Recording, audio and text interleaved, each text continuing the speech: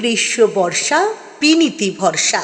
হ্যাঁ, পিনিত shopping city. নমস্কার, আপনারা দেখছেন হুগলি আপডেট। আপনাদের সঙ্গে আমি উষা। আসছে খবরে, আষাঢ় মাসের পূর্ণিমার শুভ দিনে গোটা রাজ্যের সঙ্গে হুগলি জেলাতেও প্রভু শ্রী জগন্নাথ দেবের স্নানযাত্রা অনুষ্ঠিত হলো।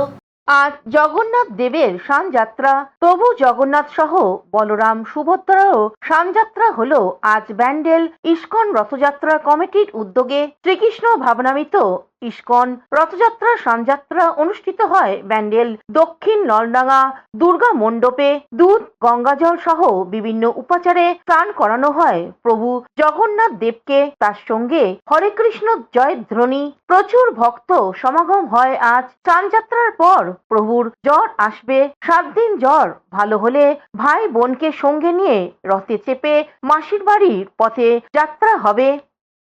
এই বাড়িতে এসেছেন জগন্নাথ বলদেব সুভদ্রা মহারানী কৃপা আশীর্বাদ করতে। তো আমরা সমস্ত ভক্তদের সুযোগ দেওয়া হয়েছে স্নান করানোর জন্য জগন্নাথকে।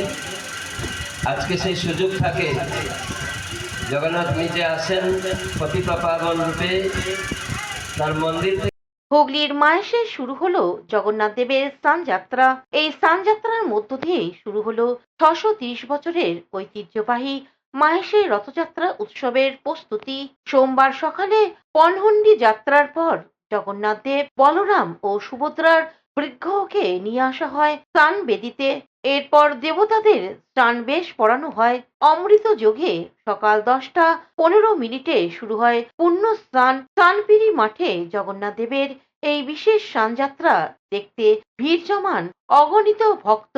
রীতি অনুযায়ী স্নান মঞ্চে 28 ঘড়া গঙ্গাজল ও 1.5 মণ দুধ দিয়ে জগন্নাথ দেব, বলরাম ও সুভদ্রাকে স্নান করানো হয়। এবছর 108টি কলসের বিশেষ দ্রব্য দিয়ে হয় জগন্নাথ দেবের মহা অভিষেক। তারকেশ্বরে জগন্নাথ দেবের স্নানযাত্রা অনুষ্ঠিত হলো সোমবার জ্যৈষ্ঠ পূর্ণিমা। আর এই পূর্ণিমার পূর্ণ তিথিতে সারা দেশের সঙ্গে এই দিন তারকেশ্বর মহা সমারোহে পালিত হলো জগন্নাথ দেবের স্নানযাত্রা উৎসব। এদিন সকালে তারকেশ্বর বাসস্ট্যান্ড সংলগ্ন একটি আবাসিক এলাকায় ইস্কন তারকেশ্বর আউটপোস্টের উদ্যোগে এই উৎসব পালন করা হয়।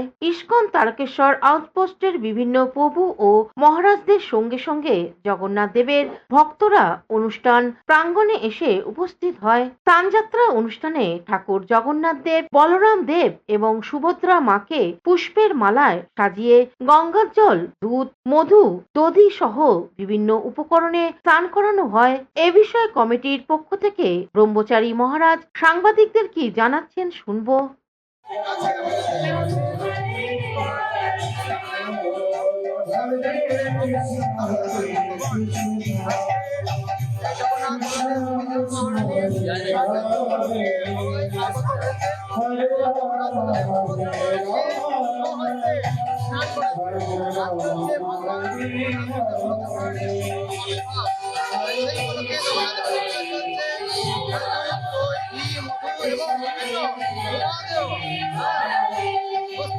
ভগবান এই অভিষেকের পরে জগন্নাথের মূল বেদিতে যাবেন এবং সেখানে জগন্নাথদেরকে রাজ গজবেশ পড়ানো হবে।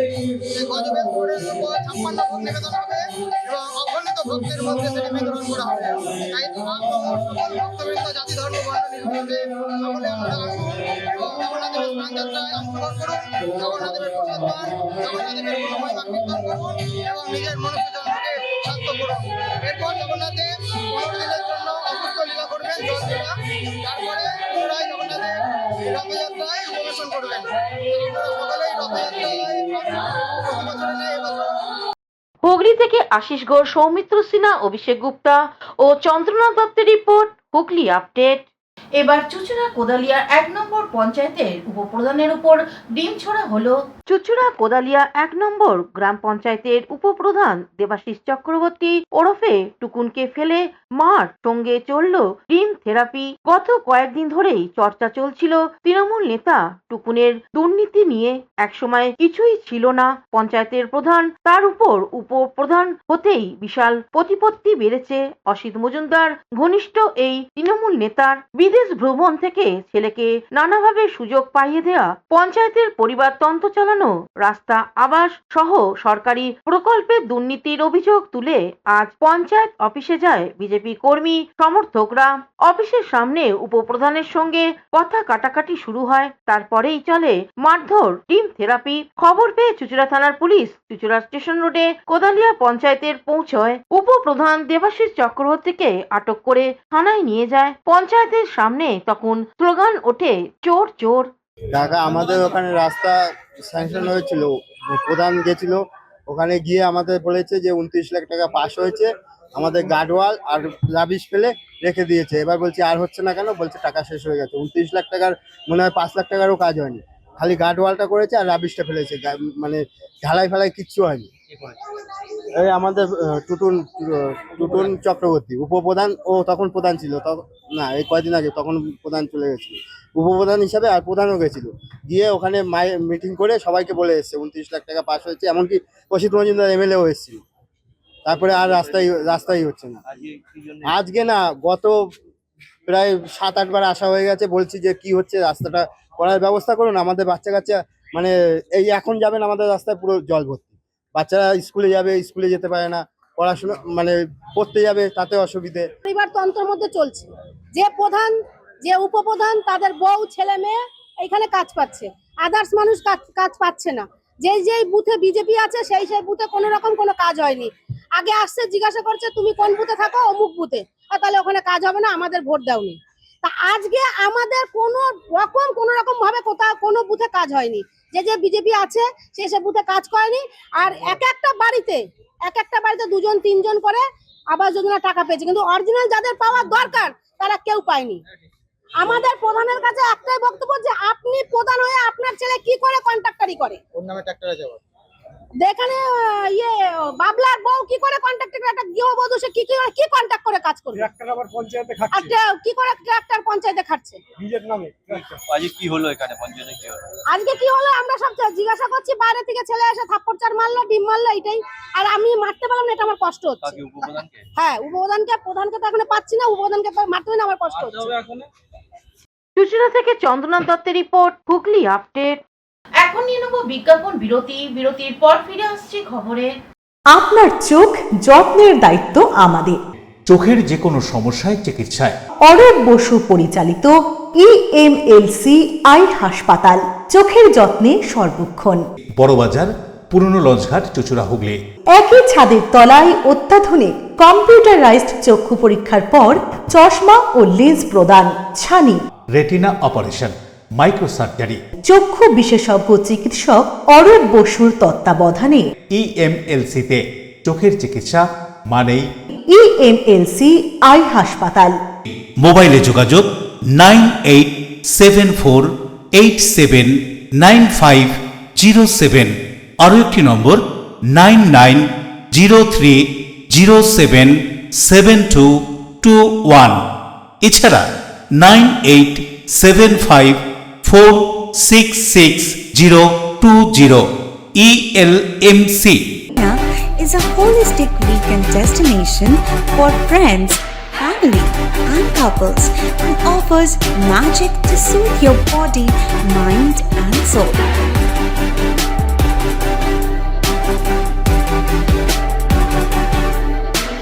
Aqua Marina, your customized magician.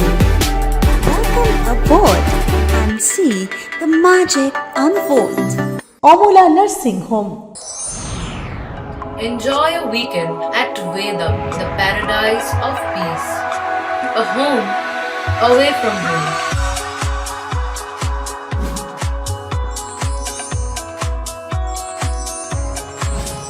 See yourself resonating with the nature. Vedam welcomes you to create your best memories. বিরতির পর ফিরে এলাম খবরে। মেমারিতে পঞ্চায়েত প্রধানের স্বামী গ্রেপ্তার, মারধর ও তোলাবাজির অভিযোগ। পূর্ব বর্ধমানের মেমারি 1 নম্বর ব্লকে বিজুর 1 নম্বর গ্রাম পঞ্চায়েতের প্রধান তিথি রক্ষিতের স্বামী কৌশিক রক্ষিতকে রবিবার রাতে গ্রেপ্তার করেছে মেমারি থানার পুলিশ। পুলিশ সূত্রে জানা গিয়েছে, তার বিরুদ্ধে মারধর, হুমকি, তোলাবাজি এবং ভয় দেখানোর অভিযোগে একটি নির্দিষ্ট মামলা দায়ের হয়েছে। অভিযোগের ভিত্তিতে মামলা রুজু করে সোমবার ধৃতকে বর্ধমান আদালতে পাঠানো হয়। তবে নিজের বিরুদ্ধে ওঠা সমস্ত অভিযোগ অস্বীকার করেছেন কৌশিক রক্ষিত। আদালতে যাওয়ার পথে তিনি দাবি করেন, তার বিরুদ্ধে সম্পূর্ণ মিথ্যা অভিযোগ আনা হয়েছে। কে বা কারা এই অভিযোগ করেছে এবং কেন করেছে এই বিষয়ে তিনি কিছুই জানেন না বলেও দাবি করেন। পাশাপাশি পুলিশ কেন তাকে গ্রেপ্তার করেছে সে বিষয়েও তিনি অবগত নন বলে জানান। এই ঘটনাকে কেন্দ্র করে এলাকায় রাজনৈতিক মহলে চাঞ্চল্যের সৃষ্টি হয়েছে।